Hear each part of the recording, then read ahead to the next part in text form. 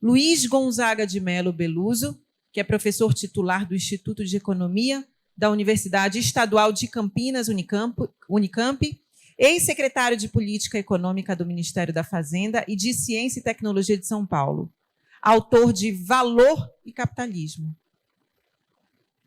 Luiz Gonzaga de Melo Beluso, seja bem-vindo, muito obrigada pela sua participação.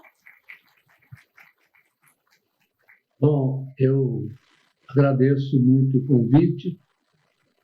Minha responsabilidade ficou acrescida depois da magnífica exposição do senador Anastasia, e que me fez aqui meditar a respeito da possibilidade dos políticos substituírem os economistas no debate público, né?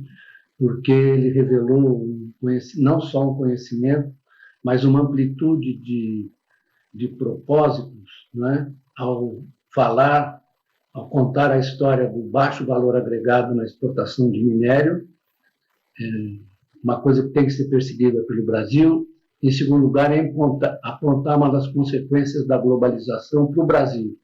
Nós começamos a exportar minério bruto e comprar aço especial e aços especiais e outros aços normais, né, para a nossa indústria. E eu só queria apontar isso como um fenômeno dos últimos 40 anos de desenvolvimento da economia global, em que a China concentrou a produção manufatureira e nós estamos cada vez mais empenhados em produzir bens primários, não só minério, mas também soja, etc., com pouco processamento e pouco valor agregado, né? Aqui a consideração muito importante do senador Anastasia, e agora eu vou retomar o tema que me foi encomendado sobre a Vale do Rio Doce. Eu escrevi há 2 anos atrás um artigo, aliás, com o meu colega Fernando Sarti, sobre a Vale, e o nome do artigo, A Vale é uma empresa financeirizada, né? Então, nós traçamos nesse artigo a trajetória da Vale no período de excelência dos preços dos produtos primários produzidos exatamente, ou gerados exatamente pela demanda chinesa, né?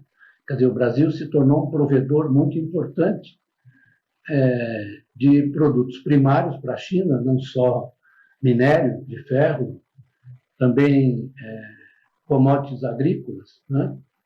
E é só olhar a pauta de exportação do Brasil, que ela tem uma composição claramente concentrada em torno dos produtos primários, e nós nos tornamos importadores de manufaturas, né? Hoje, infelizmente, a indústria de transformação, que já chegou a pesar 29% no início dos anos 80, logo depois da crise da dívida externa, chegou a pesar cerca de indústria de transformação, estou excluindo a indústria extrativa mineral exatamente, pesava 29% no PIB, hoje pesa 11%, né? Isso tem consequências muito importantes e que afeta exatamente aquela análise sobre o problema tributário que o senador mencionou. É que nós sofremos uma queda muito grande da indústria de transformação, e essa queda nos tornou reféns, praticamente, das importações, não só de produtos, de bens de consumo, bens de capital, portanto, produtos finais, mas nos tornou também dependentes de produtos intermediários, como, por exemplo, o aço, os aços especiais, etc. A produção brasileira de aço é infinitamente inferior à produção chinesa, né? A China agora está começando a reformar, a rever a composição da sua indústria siderúrgica, inclusive por razões ambientais, mas isso vai levar um certo tempo, eles estão fazendo um ajustamento, e, na verdade, o Brasil não vejo perspectiva, nenhum projeto muito claro desculpe, brasileiro nesse sentido. Mas eu queria chamar a atenção para a questão crucial que afeta o comportamento da Vale do Rio Doce. Por que o título do nosso artigo é uma empresa financiarizada? A Vale não só é uma empresa financiarizada, mas amplamente internacionalizada. Então, essas duas dimensões têm uma importância muito grande, porque elas explicam a conformação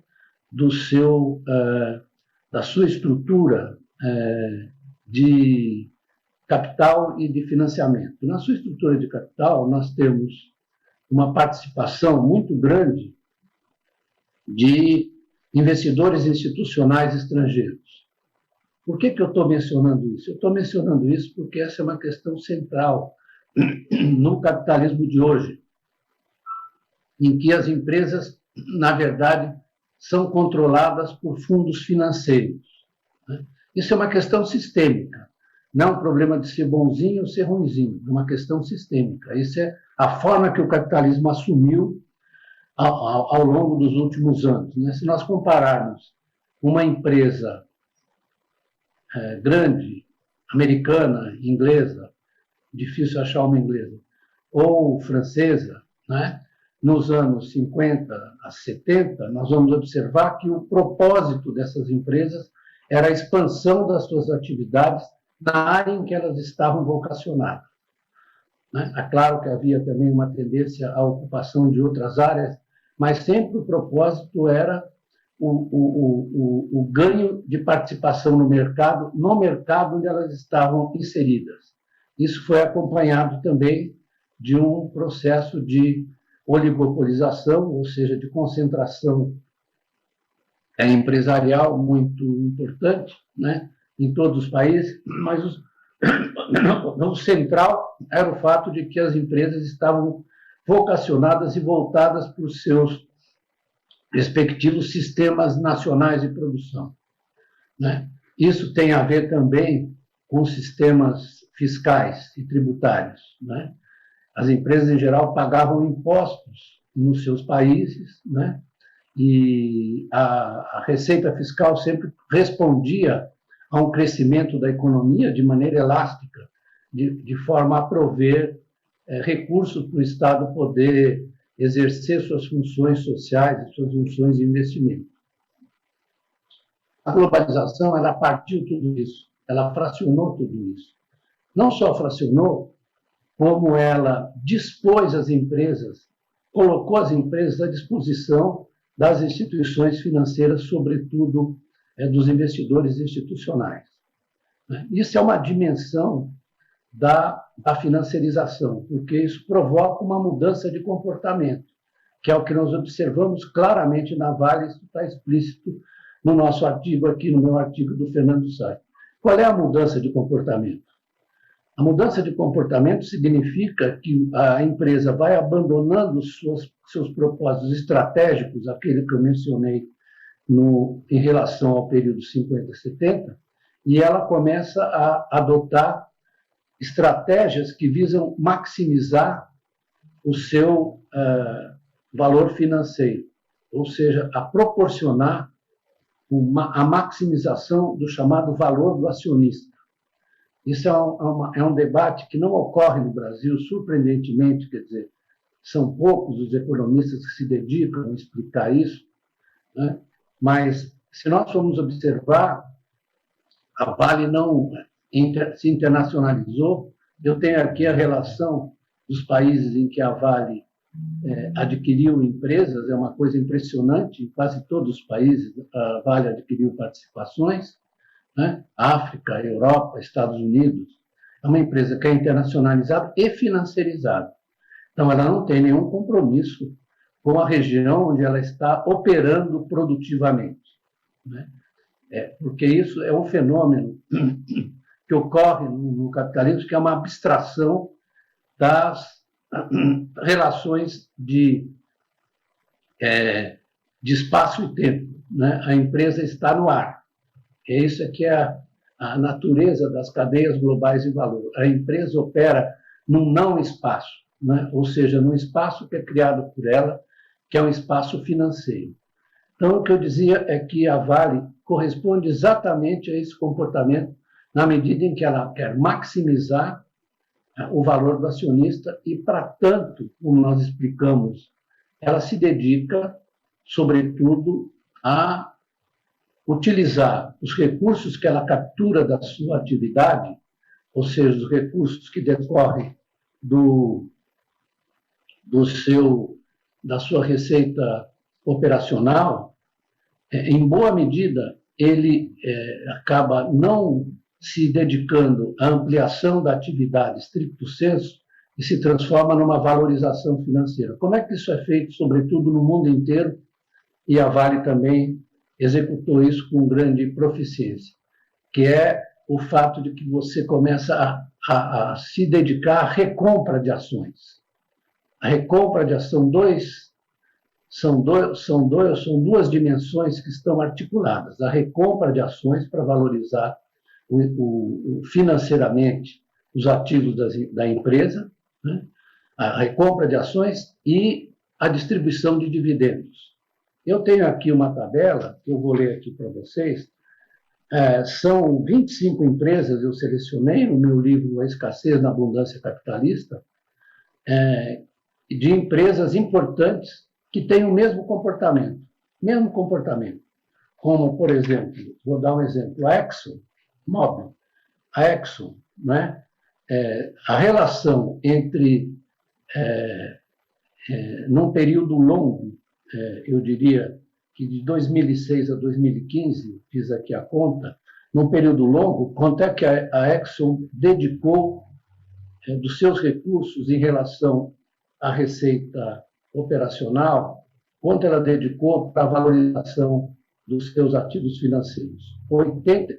Se nós colocarmos a recompra de ações mais a pagamento de dividendos sobre a receita líquida, isso representa 86%. A Exxon ainda é modesta, porque, digamos, a Microsoft, isso representa 105%. Para a IBM, isso representa 113%. Para a Walmart, aquele conjunto de supermercados atacadistas, isso representa 143%. A Pfizer, 146%. A Walmart, 86%. A Intel, 101%. O que eu quero chamar a atenção é o seguinte, que isso é uma coisa sistêmica. A Vale está metida nisso. Então, imaginar que a Vale, e eu não vou nem mencionar, aliás, deveria mencionar, o fato que nessa toada você tem uma outra questão que deve ser levantada, que são os paraísos fiscais, onde as empresas acabam realizando muito do lucro da Vale Internacional colocado em paraíso fiscal, realizado em paraíso fiscal. Por quê? Porque aí você escapa à tributação. Não por acaso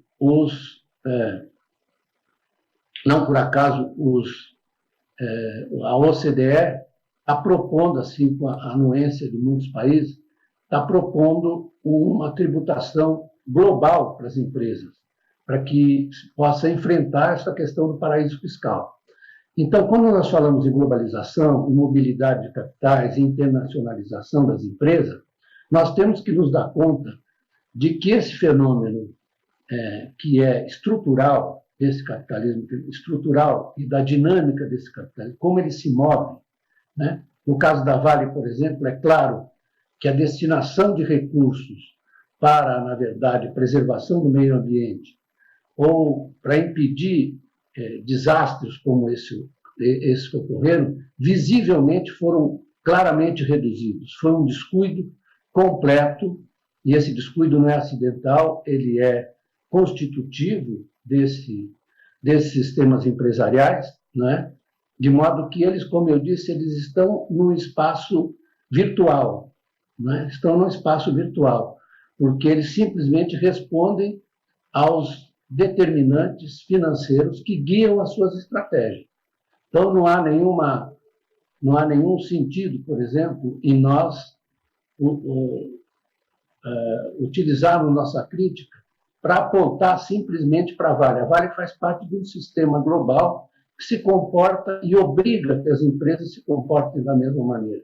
Isso não quer dizer que os seus dirigentes não tenham que responder pelos desatinos que cometem, né? Mas isso não é uma prerrogativa só da Vale, só do Brasil. Eu estou querendo levantar essa questão porque, às vezes, eu fico preocupado porque a gente fica apontando a empresa tal, a empresa de uma maneira assim muito acusatória, e a acusação tem que ser mantida assim, mas eu quero chamar a atenção e faço questão de fazer isso, que isso faz parte da minha obrigação, de chamar a atenção que se trata de uma coisa sistêmica, estrutural, é a modo de funcionamento da economia capitalista hoje. E isso tem muito a ver com todas as maldições que nós estamos observando agora, com a precarização do trabalho, que não ocorre, no Brasil ocorre com muito mais gravidade, com muito mais certeza, né? No caso da posição do Brasil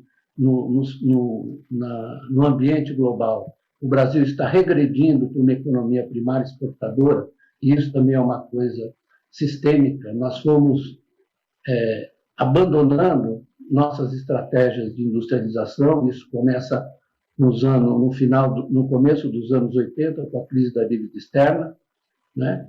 E, infelizmente, isso se agravou depois do Plano Real. Quando eu digo isso, as pessoas ficam nervosas, porque acham, mas o Plano Real acabou com a inflação. Sim, acabou com a inflação, mas a gestão dele foi muito bom, foi elogiável, mas a gestão dele acabou determinando uma aceleração da desindustrialização brasileira. Por quê? Valorização cambial e taxas de juros absurdas no início da execução do plano. Então, se nós formos olhar a trajetória da indústria brasileira, né, tem a ver com a primarização e tem a ver com a disfuncionalidade das empresas mineradoras, porque elas passam aí não a abastecer o mercado interno, que vai processar o minério bruto e agregar valor, e etc., e aumentar a nossa capacidade de difusão do processo tecnológico por todos os setores, né? A desindustrialização ela tem efeitos muito graves, porque ela, na verdade, reduz a complexidade da economia, ou seja, as inter-relações por dentro da economia, né? A Vale seria uma empresa muito importante se o Brasil tivesse uma estratégia de reindustrialização, buscando, na verdade, o máximo de aproveitamento dos seus recursos naturais para processá-los, porque eu vou fazer uma observação, processá-los para a gente poder exportar ou mesmo para produzir de maneira mais eficiente dentro do mercado doméstico, porque a ideia que parece óbvia de que o Brasil tinha que oxigenar a sua economia, abrir a economia, só que isso é uma coisa simplista. Quando você fez isso no momento em que a economia mundial estava se transformando, você tinha uma escalada nos anos 90, uma escalada assim impressionante da China, né? A China tinha uma estrutura industrial inferior à do Brasil nos anos 80. O grau de industrialização brasileira era muito mais alto e a diversificação da indústria brasileira era muito maior. Nós tínhamos aqui todos os setores, né? Nós estávamos no estado da arte. A partir dos anos 90, sobretudo, a China começou a fazer uma escalada usando investimento estrangeiro e se apropriando das tecnologias e virando um produtor ela mesma de tecnologias inovadoras, né? Uma estratégia. Nós não precisamos concordar com o sistema político da China para reconhecer isso. Não podemos obscurecer a nossa visão estrutural econômica por conta de um sistema político que eu não desejaria para o Brasil de maneira nenhuma. Mas não podemos afastar isso. Então, eu quero mostrar as conexões. À medida em que o Brasil se desindustrializava, a China, que estava abaixo da gente nos anos 80, se transformou no maior produtor de manufaturas do mundo. Para quem não sabe, né, no comércio de produtos manufaturados, de manufaturas, a China tem uma participação de 29%, e os Estados Unidos 16%, e a Alemanha 8%. Então, é o seguinte: houve uma tremenda transformação, e nessa transformação, né, essas empresas também, porque a China não permitiu a financiarização, né, ela não permitiu, e o tempo inteiro eu leio as matérias sobre a China e fico impressionado como eles bloqueiam, na verdade, já que eles têm um ecossistema que relaciona bancos, empresas e bancos públicos, empresas privadas. É um ecossistema muito parecido com o que nós tivemos aqui, mas eles tentam sempre evitar que essa economia monetário-financeira, que é constitutiva do capitalismo, ela se torne, na verdade, um obstáculo para o avanço da produção, da produtividade, etc. Quando nós fazemos a crítica da Vale, nós estamos olhando para um padrão de funcionamento de uma empresa capitalista, mineradora, num sistema que, na verdade, estimula, ou, na verdade, só permite, não é que estimula, só permite a adoção de estratégias parecidas com essa da Vale, que está contida aqui, explicada aqui no nosso artigo, meu artigo com o Fernando Sarti. Aliás, é artigo do Fernando Sarti, eu fui um auxiliar dele, vocês me permitem, é meu colega de faculdade, e eu gostaria que, se fosse possível, que o artigo fosse distribuído para que essas minhas afirmações tivessem uma ancoragem mais segura. Muito obrigado.